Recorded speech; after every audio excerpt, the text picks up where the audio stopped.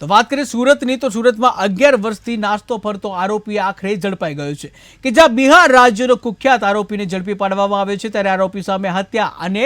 Arms એક્ટના 3 ગુના નોંધાયેલા છે। ત્યારે આરોપી મુન્નીલાલ યાદવને પોલીસે દબોચી લીધો છે।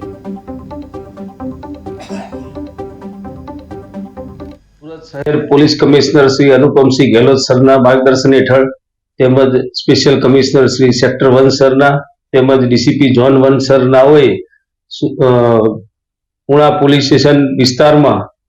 બનેલ ગુનાઓ શોધી કાઢવા અને વોન્ટેડ આરોપીઓ પકડવા માટે સૂચના કરેલ હોય પુણા પોલીસે 11 વર્ષથી બિહાર રાજ્યના પટણા જિલ્લાના બાઢ પોલીસ સ્ટેશનમાં ગેરકાયદેસર મંડળી રચી ખૂન કરવાનો તેમજ ગેરકાયદેસર મંડળી રચી ખૂનની કોશિશ કરવાનો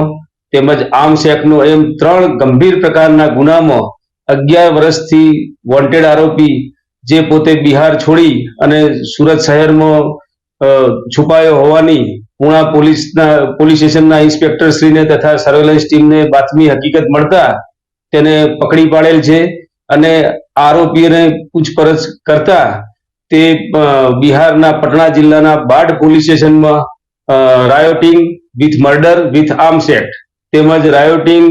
with attempt to murder with arms act અને એક આર્મ્સ એક્ટ એમ 3 પ્રકારના ગુનામાં છેલ્લા 11 વર્ષથી વોન્ટેડ હતો।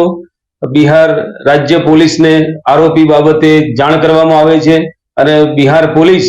આરોપીનો કબજો લેવા માટે ટૂંક સમયમાં આવનાર છે। આમ પુણા પોલીસ સ્ટેશનને